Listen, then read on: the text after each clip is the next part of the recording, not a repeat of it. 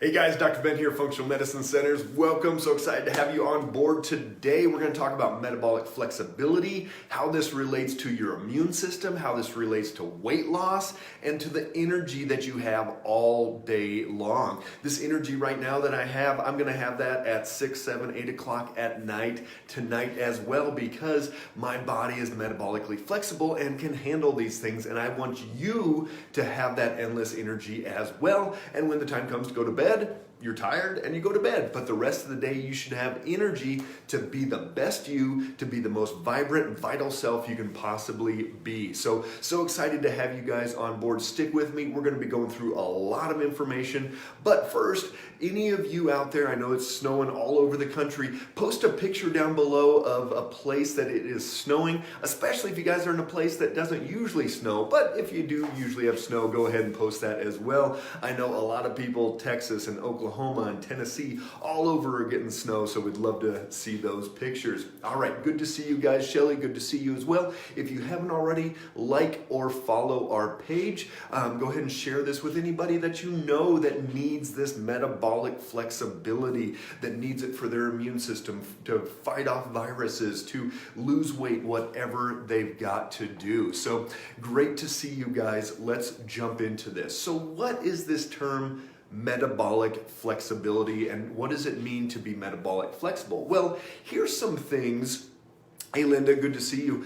Here's some things that metabolic inflexibility are. So this is how you know if you are metabolically inflexible, so that you can't handle whether your blood sugar is going up or down or some of those things. Hey Carol, good to see you. All right, if you're feeling sleepy after having a carbohydrate meal, if you have some pasta, some bread, some noodles, some rice, what are you feeling? Well, if you're feeling some of this crash afterwards, some of this sleepy, you are metabolically inflexible. If you can't go more than 5 hours without crashing, and that energy goes down and the blood sugar crashes down, you are metabolically inflexible. If you're having a midday crash, so after lunch, if you're going around, for a lot of you that used to work in offices, maybe you are again, but you'd go around to the one lady that would have the little Hershey's Kisses at her desk, and you would grab a couple of Hershey's Kisses, or whatever it is, you're going for a Red Bull, you're going for a Mountain Dew, a coffee, things like that. Speaking of those, if you need stimulants, then you are metabolically inflexible. So coffee, tea, Red Bulls, sodas, things like that, or worse things as far as stimulants go, you are metabolically inflexible. If fasting is difficult, if you were going to go until noon one day without eating breakfast and just drinking water or some tea or some things like that, that you are metabolically inflexible. And if you must snack throughout the day to keep your energy going, if you're like, oh man, I'm crashing down, I'm tired, give me a thumbs up if any of you guys are dealing with any of these things that are telling us you are metabolically inflexible. And I will tell you, I will teach you guys some basic things that you can start today to start doing to reverse this metabolic inflexibility, because we know that if somebody's metabolically inflexible, there's some thumbs up coming in. If somebody's metabolically inflexible, they're insulin resistant, they're usually going to be a little bit overweight or obese, their inflammation is going to be up in their body. All of these things that we know, when you look at COVID, when you look at any type of infection, anything like that, the less flexibility you have this way, the more insulin resistant, the more of these pre-existing conditions you have, the worse off you're going to be, the less likely you're going to be able to handle these. All right. All right, good to see you, Val. And so what we look at is we've got to figure out where this is coming from for you, because this inflammation, it's going to lead to cardiovascular disease and cancer and Alzheimer's and diabetes, all of these different things if you are metabolically inflexible. So if you're sleeping after you eat a bunch of carbs, if you're crashing in between meals, if you have to snack all the time, all these different things, you are metabolically inflexible. So what are some of the statistics out there? Well, 90% of the US population is insulin resistant. This is a huge, huge problem, and this is where a lot of low low energy is coming from. So what do we have to do? We've got to make sure that your blood sugar stays consistent all of the time. Otherwise, that insulin resistance is going to be there, and that's going to drive so many issues. We've got 70% of the population is overweight or obese. Huge number. You look at a picture, there's some floating around from beaches in like the 1960s, 1970s, and you look and you zoom in on all these people, there's hardly anybody that's overweight at those beaches and at those times. Now you would do that and it'd be 70% plus percent of the population that would be overweight or obese. We also know that with that, we've got 60% of the population is pre-diabetic or diabetic. So 60% of the people are like right at that verge of being in this diabetic range, and that is going to be inflammation, inflammation, inflammation. They call Alzheimer's type 3 diabetes now. Huge part of what we've got to deal with is get this blood sugar stabilized. So let's jump into it. I'm going to go over 5 big things that you can do today to get your body more metabolically flexible so that your immune system can function better, so you can lose weight, and so you can have more energy. If you do these things for the next 30 days, I guarantee you're going to have more energy, you're going to be feeling better, you're going to be down 5, 10, 15 pounds, and your brain is going to be thinking clearer. So do these things now. So one of the first steps is going to be to get between 60 and 80 grams of carbohydrates per day. And this is not something we do with patients in the office, but it's a nice general thing. If you're not working with someone like us one-on-one, it's a nice general place to be. So get your carbs, 60 to 80 grams of carbohydrates per day. And a large apple could be 40 grams of carbs, so you've got to watch out for these pretty closely. So get carbs 60 to 80 grams per day. You want to increase the amount of good fat, not just any fat, because a lot of the unsaturated fats, there's actually a study I'm going to post later today that shows people have worse outcomes with COVID the more unsaturated fat they have, but saturated fat's going to be better. So unsaturated is going to be the corn oils, the vegetable oils, a lot of those types, but I'm talking about good fats, avocados, olive oil, coconut oil, eggs, things like that. Increase the fats and increase your non-starchy vegetables, leafy greens, broccolis, cauliflower, all types of different things. You want to increase those, increase the good fat, and decrease the carbohydrates to 60 to 80 grams per day. Number 2, you want to balance your blood sugar. We've talked about this a lot. This is what my book is, all about blood sugar doesn't lie. A lot of you have gotten a free copy of that book out there. Let me know if you would like a free copy of that. Just drop us a message. I'll let you know how to do that. So blood sugar doesn't lie. You can use a blood sugar monitor to stabilize your glucose levels 85 to 110 all day long. It's going to be huge for brain function, for keeping you stabilized, for keeping your energy where it needs to be, all types of different things. So you've got to stabilize that blood sugar all day long, 85 to 110. You want to also spread out the time between your meals. So if you're going every 2 hours with snacking, every 2.5, 1.5, whatever it is, start out 15, 20, 30 minutes and extend it a little bit more, extend it a little bit more, extend it a little bit more. You should be able to go 4 or 5 hours without eating and not needing to do that. Hey, Shelly, good to see you. Glad you're enjoying the book.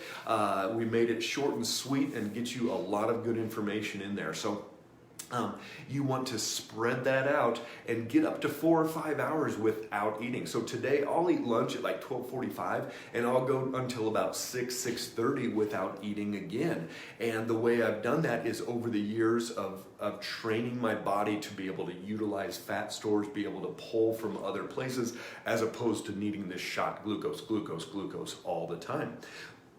Other thing that you want to do is you want to increase the intensity of your exercise. So what does that look like? Well, there was a study done a couple years ago where they took 2 groups of people and they tracked glucose levels like we do in our office, and they looked at one group that did 3 cardiovascular exercises a week. The other group did 1 7-minute bicycle sprint per week, and they tracked their glucose levels throughout the study. And amazingly, the group that did the 1 7-minute bicycle sprint had better blood sugar stabilization than the group that was doing the 3 cardiovascular exercises a week. Not to say that don't go for walks and things like that, but you've got to have an intense type of activity into your lifestyle. And so if you don't feel like you can do a lot of activity, a stationary bike is a great place to go. You're not going to fall off, you're not going to pull a muscle, you don't have to go for a sprint. Becky, good to see you start with walking. Well, think about what we're talking about here, Becky, because walking is great, but there's got to be some intense activity into your lifestyle. So get on that bicycle and do 5 minutes at a very good clip to where you're breathing well. And obviously, if you're coming off of a heart attack, if you're 100 pounds overweight, anything like that, talk to your doctor, talk to your healthcare provider before starting any type of exercise. But in general, you want to add in this intense activity. You could do 30-second sprint, 30-second coast, 30-second sprint, 30-second coast, and do that for 5 minutes. And that's it. And that's your whole exercise for the day. But a couple times, I like 2 times per week to do this type of intense activity, and it's going to be a huge part of getting that glucose. Those cells become more insulin sensitive, and they're going to use that insulin pull that glucose in and be able to utilize it, kick it out way faster. So increase the amount of intensity in your exercise at least 1 or 2 times a week. Make a huge difference. So today did something called thrusters, where you've got the barbell and you do a squat and then lift all the way up, squat all the way down and lift all the way up. Do some of those and then do burpees into pull-ups. And so that's a more advanced exercise, but you can modify that with little 3-pound weights, and you can go up and down, squat down, lift up, squat down, lift up. And then you can go and do some push-ups against the wall or some different things like that, where you're building up that exercise, that heart rate. I'll post a link down below to my wife's website. She's got a lot of good information and some different exercises on there as well. And then the other would be time-restricted eating. This is number 5. You can start doing this as well. If you're eating up until like 7, 8, 9 o'clock at night and then eating by like 5, 6 in the morning, you don't have a lot of time where the body is not eating and not being fed. So what you need to do is you need to start spreading that out to where you're done eating at like 6 o'clock, 6:30, and then you don't eat again the next day until 6:30, 7, 8 o'clock. And you're going to spread that out at least 12 hours and work up even to like 14 hours. So it doesn't have to be an intermittent fasting, but just you want to give it a spread, a gap, give your body a break, let that insulin receptors recharge in there as well. So do these 5 things now.